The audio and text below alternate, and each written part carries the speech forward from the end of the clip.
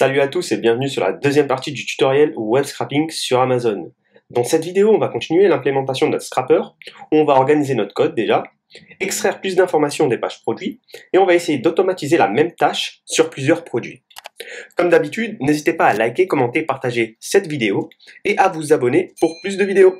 Commençons tout d'abord par nettoyer un petit peu notre code. Donc dans cette partie-là, on va utiliser seulement request, on va mettre de côté pour le moment Selenium, donc tout ça on va le supprimer. On va créer un fichier Amazon bot où on va implémenter notre classe et on va importer tout ça par la suite. Donc tout d'abord on crée notre classe, donc classe Amazon bot. On crée la fonction init là où sont initialisés les paramètres d'entrée de la classe. Et on va mettre seulement le keyword pass pour dire à Python que pour le moment rien ne se passe dans cette fonction. Maintenant on va importer les librairies qu'on a utilisées tout à l'heure. Donc on va prendre time, request et beautiful soup. OK. Et on va supprimer Selenium ici. On va récupérer notre header qu'on va mettre dans la classe. Donc on va créer un paramètre Amazon header. Hop. Il faut enlever tous les commentaires. Donc voilà, on a importé notre header qu'on a appelé Amazon header. Et comme c'est un paramètre de la classe, on a ajouté le keyword self devant. Maintenant, on va créer notre première fonction, getTitle. Def getProjectTitle, on va l'appeler plutôt. Et il va prendre en paramètre soup. Pour le moment, on met pass. On va récupérer le code qui nous a permis de récupérer le titre. Hop. Et on fait un return de ce code-là. Il manquait les parenthèses. Là, c'est bon. On nettoie notre main. Et on va implémenter la fonction getProjectData. Et ici, getProjectData va prendre en paramètre l'URL du produit Amazon.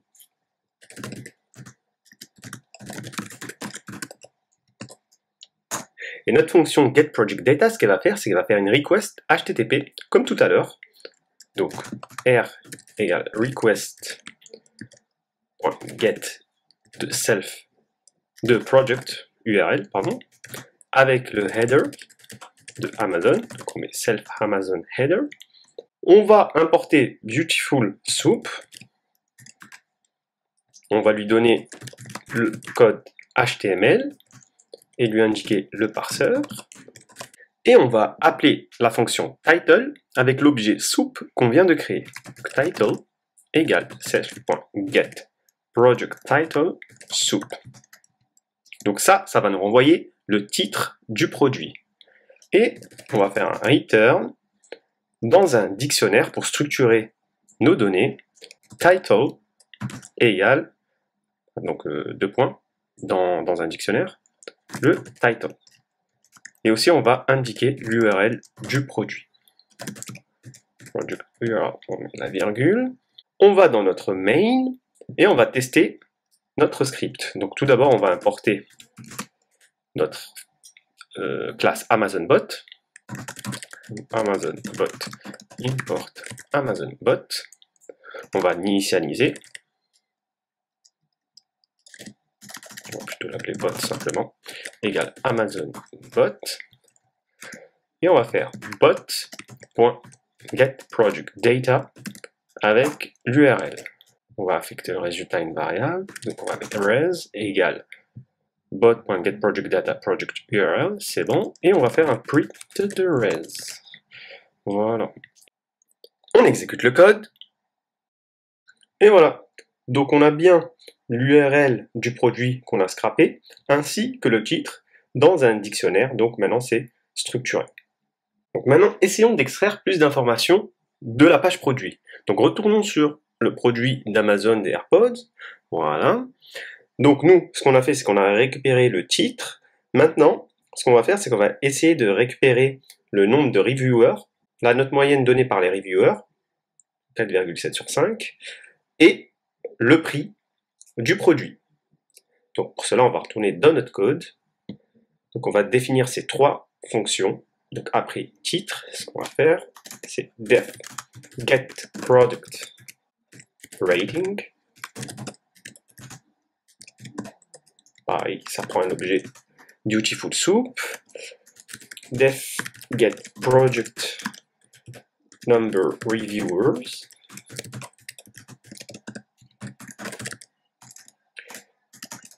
Et get project price. Donc commençons par définir la fonction getProjectRating. Donc retournons sur la page web du produit. Donc faisons un clic droit sur les notes. Hop, faites inspecter. Et ça va nous rediriger vers le code HTML. Donc le rating se trouve dans la balise i avec la classe aIcon, aIconStar, aStar 4, 5. OK. Donc ça peut varier parce que la note peut ne pas être forcément entre 4 et 5.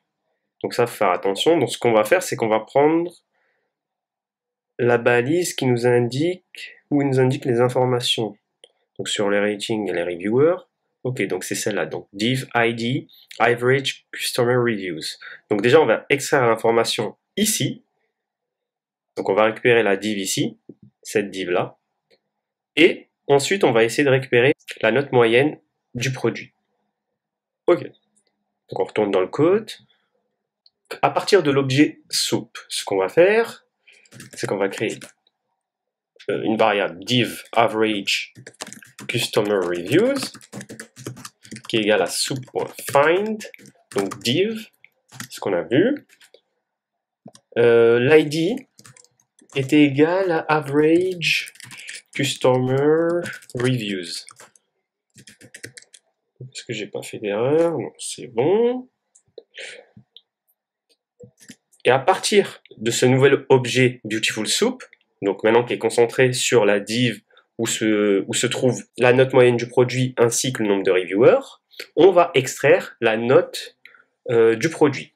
Donc pour cela, on va faire rating égale div average customer reviews, ok, .find span, et dans un span, avec la classe aIcon alt. Donc on va juste vérifier. Oui, c'est bon. Et on va faire .get text .strip. Et on va voir ce que ça va nous renvoyer. On a juste à faire return rating. Et on va appeler la fonction ici, donc rating égale self.get project rating soup. Hop, et on ajoute dans notre dictionnaire rating. Et on va exécuter le code. On fait un clear pour que ce soit propre. Donc, on récupère bien le rating, ok. On a 4,7 sur 5. Donc là, il y a un caractère qui est encodé. D'accord, donc ça représente l'espace, je pense. Oui, c'est l'espace. Donc c'est pas grave. Nous, ce qui nous intéresse de toute façon, c'est juste le 4,7. Donc ce qu'on va faire, c'est qu'on va faire un split sur les espaces et on va récupérer le premier élément. Hop, on va faire un split sur les espaces, donc juste point split, et on va récupérer le premier élément. Ok, on fait un clear et on réexécute. C'est parfait, maintenant on a rating qui est égal à 4,7, sauf que c'est une string, et nous, on veut que ce soit un float. Donc maintenant, ce qu'on va faire, c'est qu'on va retourner un float, sauf que pour que ce soit un float, il ne faut pas qu'il y ait une virgule ici, mais il faut qu'il y ait un point. Donc on va faire un replace, donc ça permet de remplacer dans une chaîne de caractères, la chaîne de caractères par une autre chaîne de caractères, et on va remplacer la virgule par un point. Hop, clear. On réexécute, et voilà, ça fonctionne. Donc maintenant, on a un type float pour notre rating. Passons maintenant à l'implémentation de la méthode getProductNumberReviewers. Donc pour cela, on retourne sur la page web. Donc on clique droit sur le nombre de reviews. Ça va nous emmener donc à l'endroit du code HTML où il y a le nombre de reviews. Ce qu'on va faire, c'est qu'on va récupérer la valise span avec l'ID ACR Customer Review Text. Donc on va copier l'ID, on va retourner dans le code. Donc ce qu'on va faire ici, c'est number reviewers égale soup.findspan ID et ce qu'on vient de copier .getText.strip et on fait un return de nombre reviewers. On ajoute ça dans notre méthode getProductData. Donc number reviewers égale cette fois getProductNumberReviewers avec l'objet beautiful soup et on ajoute ça à notre dictionnaire.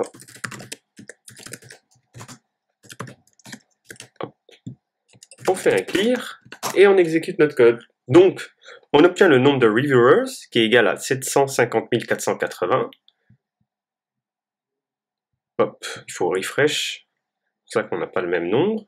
Voilà, 75 480, pardon.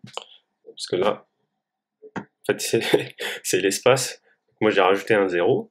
Donc, 75 480 évaluations. Très bien. Et maintenant, comme pour rating, on va essayer d'extraire cette information-là sans le evaluation. Donc, pour cela, ce qu'on va faire, c'est int de nombre de reviewers, .split, on split sur l'espace. Comme il y a un caractère en plus qui représente l'espace ici, on va pas utiliser son code. Donc, ce qu'on va faire, c'est un join de notre liste.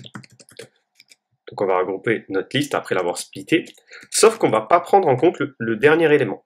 Donc on va prendre tous les éléments en compte, sauf le dernier. Parce que si je vous montre, si on fait un print avant number reviewer.split et qu'on exécute, vous avez vu la liste ici. Donc on a 3 éléments au lieu de 2 parce qu'on avait un caractère en plus tout à l'heure. Donc le caractère qui n'a pas été encodé. Donc, on a fait un join sur notre liste sans prendre en compte le dernier élément et on a transformé notre chaîne de caractères en int pour récupérer le nombre de reviewers. Et donc, on a bien 75 480. Donc, on va effacer le print ici. Et maintenant, on va passer à la méthode getProductPrice. Pour la méthode price, on va faire la même chose que pour les autres méthodes. On va retourner sur la page web. On va aller inspecter le prix du produit, donc ici 140 €. Donc on voit qu'il est dans un span et que l'ID c'est price block our price. On copie l'ID. On va dans notre code. On fait price égale soup.findspan avec l'ID qu'on vient de copier. .getText.strip et on fait un return du prix. Ok, on fait un clear.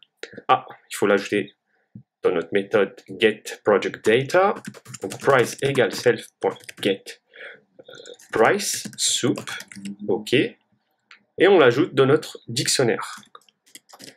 Donc price, c'est price. Voilà. On exécute notre code. Donc voilà, on a récupéré notre prix. Ici, c'est bien 140 €. Donc il y a en plus l'encoding de l'espace. Le caractère de l'espace ici, encodé. On va faire de même pour le price. On va convertir notre string en float. Donc pour cela, il va falloir juste faire un split sur l'espace et récupérer tout le début de la chaîne de caractères. Donc ça sera le premier élément du tableau. Et on le convertira en float en remplaçant bien la virgule par un point. Donc c'est parti. Donc on fait float de price.split. On récupère le premier élément et on fait un replace de la virgule par un point. Hop, on fait un clear et on exécute. Donc voilà, on a bien récupéré notre prix avec le type float. Maintenant que la partie scrapping est terminée, on va automatiser la même tâche non plus sur un produit, mais sur une liste de produits. Donc pour cela, on va définir une nouvelle fonction que l'on va appeler def scrap URLs. Et scrap URLs va prendre une liste de produits. Donc product URLs. Et maintenant, on va itérer sur les éléments de product URLs. Donc product URL in product URLs. Hop, avec un S. Et on va appeler la fonction getProductData sur chaque URL qui se trouve dans la liste product URLs. Donc, on va faire data égale self.getProductData product URL et on va print data. Donc, je vais importer pprint pour que l'affichage soit un peu plus joli. Hop. Donc, ça sera preprint.preprint. Hop. On rajoute un espace pour séparer les différentes données scrappées. On retourne dans le main. Et maintenant, au lieu de donner product URLs, on va supprimer ça. J'ai déjà préparé la liste de produits sur laquelle je veux que notre scrapper tourne. Hop. Donc, il y a 6 produits. Et on va plus appeler getProductData, mais scrap URLs, product URLs. Voilà. On n'a plus besoin de ça. Et voilà. On exécute le code. Et on voit ce que ça donne. Donc, pour les AirPods, ça fonctionne. Et là, hop, on a une erreur. Non-type object has no attribute getText. Donc ça, c'est arrivé lorsqu'on a cherché à récupérer le prix, d'accord, du deuxième produit. Donc le deuxième produit, c'est la PlayStation 5. Ok, donc je vais récupérer le lien. On va aller voir le produit. Et l'erreur est normale, car en effet, il n'y a pas de prix sur ce produit-là. Donc, pour résoudre ce problème, ce qu'il faut faire, c'est de gérer les exceptions. Donc là, c'est un événement qui survient et qui interrompt l'exécution de notre programme. Et le mécanisme qui permet de surveiller l'apparition d'une exception en Python, c'est le bloc try-except. Donc sur toutes les méthodes où on va scraper l'HTML de la page produit que l'on récupère, eh bien on va rajouter un bloc try-except pour que lorsque un élément ne se trouve pas sur la page, notre code continue de fonctionner. Donc on retourne dans Amazon Bot, et sur chaque méthode que l'on a implémentée, on va ajouter le bloc try-except. On fait try ça, except. Et si on tombe ici, on return none. On fait ça pour chaque méthode. Donc voilà, j'ai ajouté le bloc try except sur chaque méthode, vous le voyez ici. Et maintenant, on va réexécuter cette fonction-là. On va faire un clear. Et normalement, tout devrait fonctionner correctement cette fois-ci. Donc, première URL faite, deuxième URL, troisième, quatrième, cinquième et sixième. Ok. Donc maintenant, ce qu'on peut voir, c'est qu'il y a certaines informations qui ne sont pas présentes. Donc on va vérifier qu'elles sont en effet pas présentes. Sinon, c'est que on devra les récupérer d'une autre façon. Donc par exemple, pour la PlayStation 5, on récupère tout sauf le prix. Et bien ça c'est normal, il n'y a pas de prix. D'accord? Pour le troisième produit, la Nintendo Switch, on récupère tout, c'est parfait. Et pour ce produit-là, on ne récupère pas tous les éléments. Donc on va aller voir pourquoi.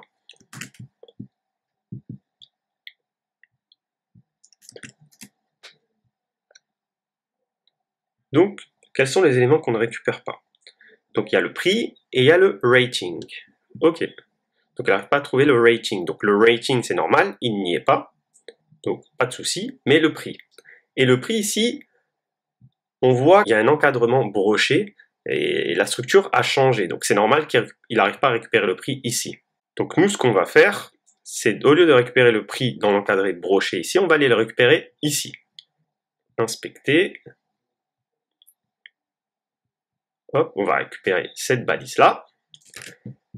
Et maintenant, dans notre code, dans la fonction price, ce qu'on va lui dire, c'est que si il ne trouve pas le prix dans price block hour price, eh ben on va refaire la même chose, mais à un autre endroit. Donc on va faire soup.find. Je crois que c'était un span. Oui, c'est bien un span. Hop. Est-ce que c'est... Ah, c'est une classe cette fois-ci. Hop. Et on va mettre le nom de la classe. GetText. Un strip. Là, on récupère le prix. OK. On refait le même traitement qu'ici. Et on ne revoit pas none, on supprime ça. Et on met ça aussi dans un try except. Donc, hop, on rajoute try except. Sinon, return none. On fait un clear et on teste avec la nouvelle méthode price. On exécute le code. Donc le premier produit fonctionne, le second aussi, le troisième également, le quatrième maintenant on récupère le prix, le cinquième aussi c'est parfait, et le sixième tout fonctionne. Donc on a réglé le problème du prix et cela s'est répercuté sur les autres produits. Donc dans cette vidéo, nous avons refactoré notre code en créant la classe AmazonBot. Nous avons extrait de nouvelles données de manière structurée, donc price, rating, number of reviewers, et nous avons automatisé cette tâche pour plusieurs produits. Dans la prochaine partie, on va intégrer MongoDB ainsi que la fonction qui va nous permettre de détecter un changement de prix dans les produits Amazon. N'oubliez pas de liker, commenter, partager et de vous abonner pour plus de vidéos, et je vous dis à très vite pour la prochaine partie de ce tutoriel.